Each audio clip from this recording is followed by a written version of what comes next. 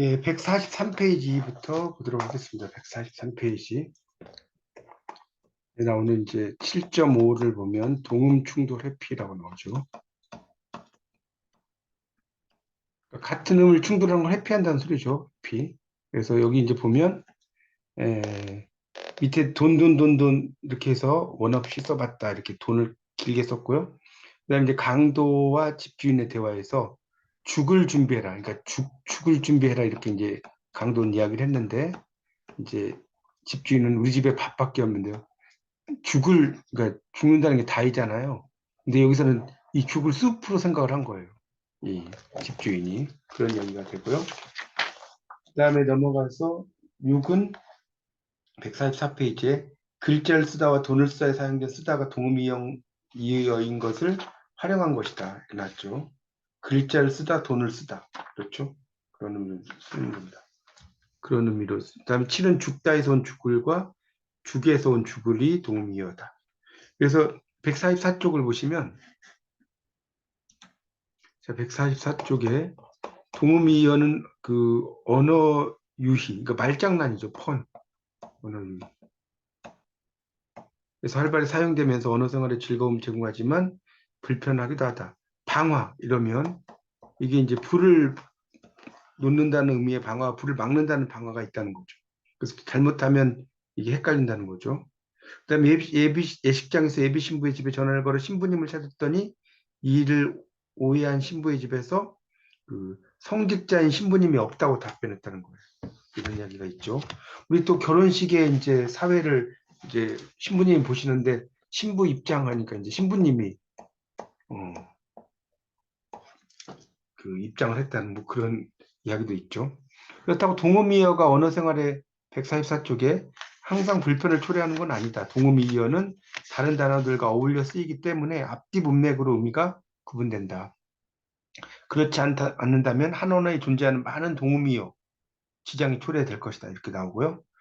그 다음에 동음 충돌 회피는 그 다음에 딸락이 있죠. 인간의 심리와 관련이 있다. 그래서 이제 동음 충돌 회피고 그 다음에 연구된 바로 방법. 첫째는 어느 한쪽에 음운 변화가 일어나서 형태를 달리함으로써 동음이어 관계를 해소한다. 이래서 중세거에 바회가 있었다는 거예요. 이게 바위라는 의미의 단어와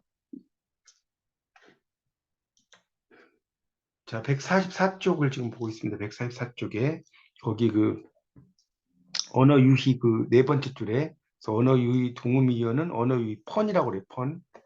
그래서 사용되면서 언어 생활에 즐거움을 제공하지만 불편도 있다. 방화라고 하는 게 불을 막는 거냐, 불을 피우는 거냐 이런 이야기고요. 그런데 신부님 나오죠? 예식장에서 예비 신부의 집에 전화를 걸어서 신부님을 찾았더니 이를 오해한 신부의 집에서 성직자인 신부님이 없다고 답변했다 이런 이야기도 있다고 나오고 있습니다. 그래서 이제 동음이어는 이제 앞뒤 문맥을 보고 판단해라 이런 이야기고요. 그 밑에 이제 첫째부터 또 이렇게 첫째. 그래서 이제 어느 한쪽에 음운 변화가 일어나서 형태를 달리해. 그러니까 바위라는 게 있다는 거지. 이게 하나는 바위라는 의미와 바퀴라는 의미로 쓰였다는 거. 그게 이제 후대에 가서 바위와 바퀴가 전혀 달라졌고. 둘째는 동음이의 관계에 있는 단어 중에 어느 한쪽에 접사나 다른 단어가 덧붙음으로써 동음이의 관계를 해소한다. 중세 국어에서 바람은 이제 중세국어에서 이게 바람이 이게 바람이라는 단어의 의미와 벽이라는 의미, 바람이라는 의미와 그러니까 바람은 이제 윈드죠. 이게 영어로 쓰는 게 좋겠어요. 벽은 월이죠. 이런 의미로 쓰인다는 거예요. 그래서 이제 뭐 그 뭡니까 백석의 시에 바람벽이라는 게 있죠. 바람벽이 있어. 이런 이야기가 있거든요. 그래서 이제 그 그러니까 결국은 이게 그 바람이라는 단어와 벽이라는 의미의 단어로 쓰이는 동음 이유였다는 거예요. 그러니까 바람이 그냥 벽의 의미로 쓰였다 이런 이야기겠죠. 근데 요즘은 이제 이게 달라졌죠. 바람과 벽은.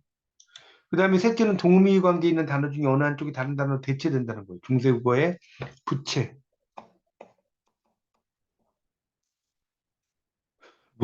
이게 이제 문이라는 의미와 부채라는 의미, 동음이 이어였다는 거죠. 이렇게. 그래서 문이라는 의미의 단어로 쓰인 부채는 후대로 오면서 사어, 죽은 언어가 됐다는 거죠. 대신 문이라는 말이 위치를 차지했다. 다이어와 동음이어의 구별 7.6입니다. 그래서 이제 이거는 내부의 관계와 단어 외부의 관계로 정의가 명확히 구분된다라고 나오고 있습니다. 그래서 상당히 이제 구별이 어렵다는 것이 나오고요. 그 다음에 이제 145쪽의 마지막 단락, 동음이어의 판단의 중요한 기준은 어원의 동일성이다. 거기다 밑줄 쳐놓으세요. 동음이어 판단의 중요한 기준은 어원의 동일성. 그래서 그 어원이 동일하면 다이어고 어원이 동일하지 않으면 동음이어로 보는 것이다. 그것도 밑줄 좀 쳐놓으세요. 어원이. 그래서 그 앞에서 다루었던 쓰다와 다리에서 두 가지 의미를 동음 이의의 관계로 보는 것은 중세 국어에서 이들이 각각 다른 형태였다. 한자어나 외래어들에서 동음 이의의 판단이 쉬운 것도 상대적으로 어원이 분명히 밝혀져 있기 때문이라는 거죠. 그래서 어원의 동일성은 확인이 가능하다는 거예요. 그래서 이제 동음 이의어를 구별하는데 중요한 기준이 된다는 것이 나오고 있습니다. 근데 이제 그 밑에는 어원이 동일해도 의미의 연관성이 없는 것들도 있다는 것도 이제 그건 읽어보시고요. 그 다음에 이제 146쪽의 세 번째 단락. 여기에서 언급이 된 의미의 연관성이 둘을 구별하는 기준이 된다. 이렇게 나오고 있습니다. 그래서 이제, 여러 의미들이, 거기도 밑줄 치세요. 세 번째 단락, 둘째 줄. 상호 연관성이 있으면 다이어. 상호 연관성이 없으면 동음이요. 이렇게 이제 밑줄 쳐놓으세요. 그래서 객관적으로 판단할 방법이 없다는 거라는 거죠. 동의할 수 있을 만큼 연관성이 명백히 없는 단어도 있지만 항상 그런 건 아니다. 직관에 의존해야 된다는 것이 나오고요. 그래서 이 다이어와 동음이어를 구별하기가 그렇게 만만치 않다. 뭐 그런 이야기 써놨습니다. 자, 다이어와 다면어 7.7로 가겠습니다. 147쪽. 다이어에 관한 논의는 이제 다면어가 주목을 끄는데 하나의 의미에 상호 보완적인 여러 국면이 존재하는 단어라는 거예요. 거기도 좀 밑줄 치세요. 147쪽이 첫째 줄, 다면어는부터. 그래서 이제 그 국면을 의미의 속성으로 이라고도 할 수 있을 거다. 여러 국면이 가진 뜻에서 다면어라고 한다. 국면. 그래서 이제 예를 들어 책의 경우는 외형과 내용이라는 국면이 있다고 본다. 이렇게 책 하면 그 외형 있죠. 표지가 아름다운 책. 내용. 이거는 재미있는 책이겠죠. 그럴 때 그래서 기획은 책의 외형이라는 거예요. 겉모습. 니은은 책의 외형이 아니라 책의 내용을 가리키는 것이다. 그렇죠. 당연하죠. 밖에 있는 건 외형이고 안에 있는 건 내용이죠. 그래서 이거를 국면이라고 한다. 각각을. 학교 같은 경우도 이제 보면 학교 건물이 있어요. 새로 지은 학교. 학교 기관이 있어요. 이 학교는 학생을 따로 선발한다. 학교 근무처가 있어요. 저 학교에서 근무한다. 학교지만 이게 건물의 의미와 기관의 의미와 근무처의 의미로 달리 쓴다는 거예요. 그렇게 이해하시면 되겠습니다. 그래서 표지가 아름다운 책 이러면 이거는 당연히 뭐겠어요. 그 팔 기울기에 외형을 의미한다는 거죠. 재미있는 책 하면 외형보단 내용이겠죠. 그런 이야기입니다. 그렇게 보시면 돼요. 그걸 이제 다면어라고 쓴다는 겁니다. 자, 그 다음에 148쪽, 그 둘째 줄에 다면어를 다이어와 구분하지 않고 다이어의 하나로 보는 견해도 그러니까 다면어도, 그러니까 이 말이죠. 다이어가 이렇게 있으면 이 속에 이제 다면어가 있다는 거. 그걸 이야기하고 있습니다. 그래서 다면은 다이어와 달리 다른 국면이 하나의 문장에서 통합되어 나타날 수 있다는 특징이 있다는 거죠. 그래서 다이어는 여러 품사에서 두루 나타나지만 다면어는 명사, 그 중에서도 실체가 있는 명사에서 주로 볼 수 있다는 차이점도 있다고 나왔어요. 그래서 표지가 아름다운 책이 재미있다.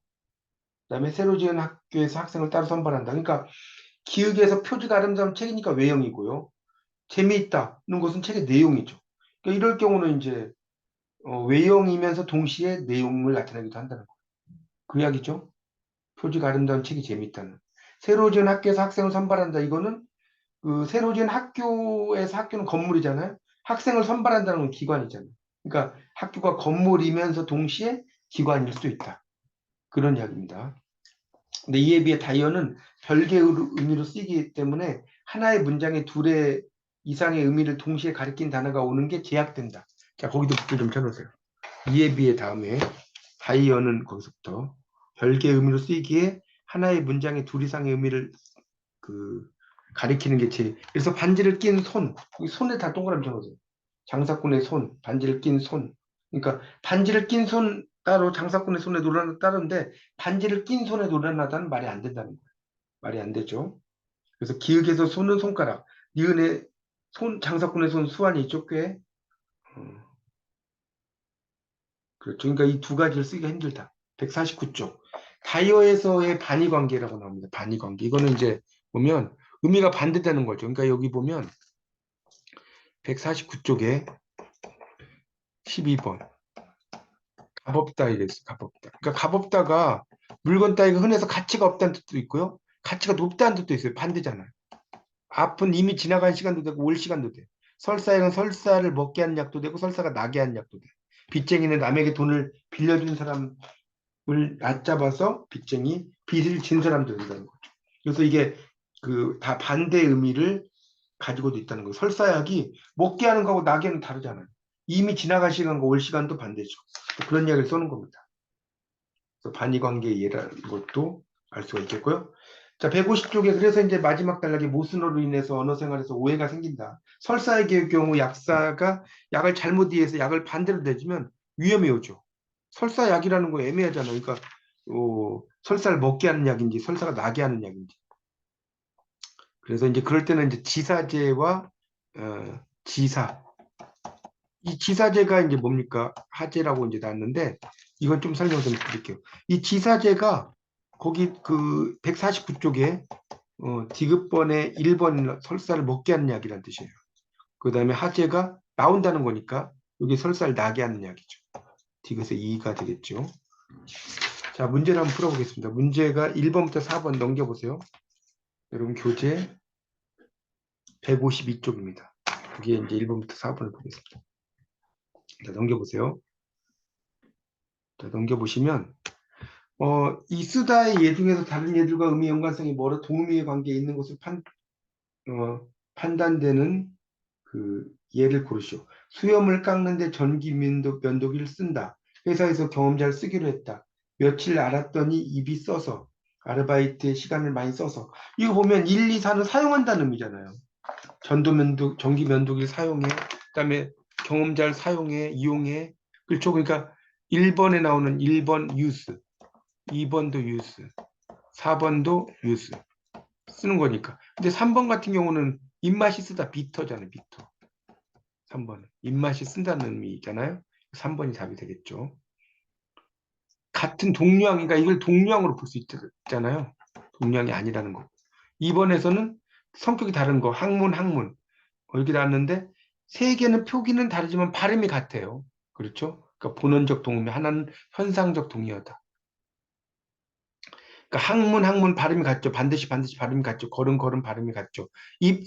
그러니까 이것도 이제 입은 아까도 설명했지만 발음은 같은데 뒤에 예를 보세요. 학문이 이거나 학문이 이렇게 쓸 수 있잖아요. 그다음에 뭐 걸음을 해볼까요? 걸음이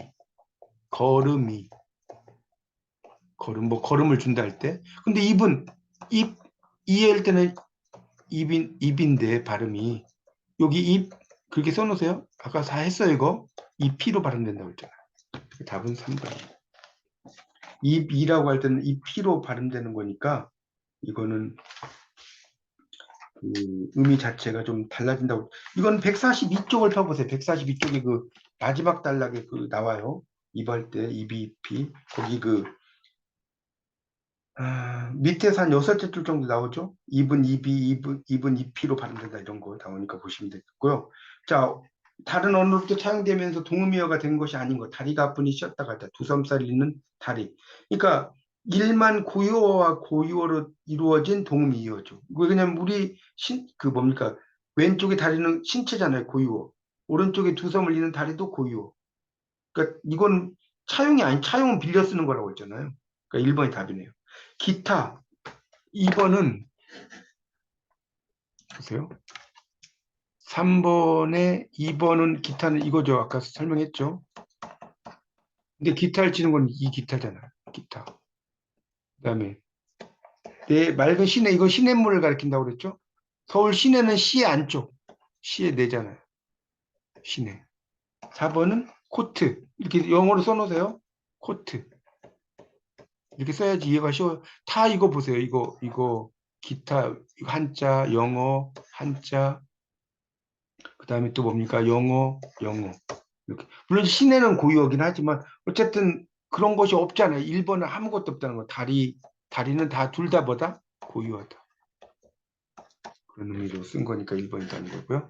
마지막 4번은 서로 반의 관계가 있는 게 아니고 빚쟁이 아까 이야기했죠. 빚쟁이가 돼 빚쟁이 쫓긴다 할 때 이 빚쟁이는 그 149쪽이라고 써놓으세요. 149쪽이 아까 다 리을번이에요. 149쪽에 12에 리을이라고 써놓으세요. 149.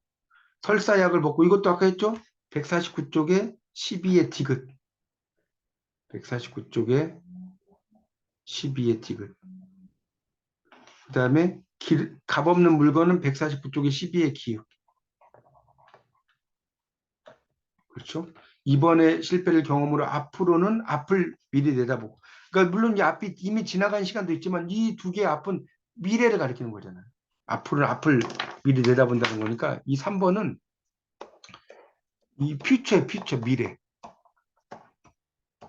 둘 다 퓨처를 가리킨다. 미래. 앞으로는 그 앞으로는이라고 이야기할 때 이거는 지금부터 이제 그 뭐랄까요? 앞으로는 이런 의미로 그 쓰이는 거잖아요. 그러니까 이건 당연히 그 뭐랄까요? 미래의 의미를 나타내는 그런 의미로 그 뭐랄까요? 설명을 여러분이 좀 이해를 하시면 됩니다. 그래서 지금 오늘 공부한 것들이 조금 상당히 복잡해요. 여러분이 그래서 이거는 이제 방송 강의도 한번 좀 들어보시고요. 또 이해가 안 가는 것은 좀 몇 번 이렇게 반복해서 좀 들어보셔야 돼요.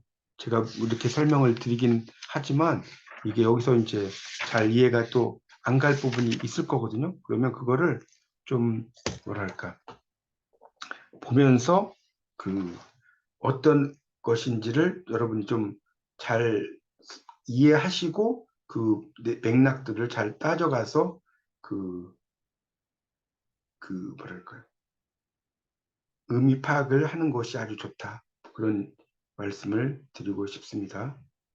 그런 이제 내용들이 있어요. 그래서 뭐랄까요 상당히 좀 복잡한 것들을 좀 읽을 때 좀 여러분이 알아두시면 돼요. 그 이런 그 맥락들 자체가 조금 그렇게 내용 자체가 쉽진 않지만 의미들을 그 잘 좀 보시면 좋겠고 거기 그 아까 그 140페이지를 좀 보세요. 140페이지. 140페이지. 거기 이제 보면 이거 아까 좀 하다가 빼먹었네. 그 미음번에 큰일 할 때 큰일 있잖아요. 그래서 그 왼쪽에 큰일은 이거는 심각한 일. 그리고 이제 오른쪽에 큰일 이러면 뭡니까? 중대한 일. 그렇게 좀 써놓으세요. 아까 제가 막 설명하다가 빼먹었네. 140페이지에 거기 미음번에 큰 일 할 때 여기 이제 큰 일이 있고 큰 일이 있다고 했잖아요. 큰 일이 이제 심각한 일이야. 큰 일이 발생했다. 근데 이 큰 일은 이건 중대한 일. 이게 다른 거죠. 이해하시면 되겠습니다. 자.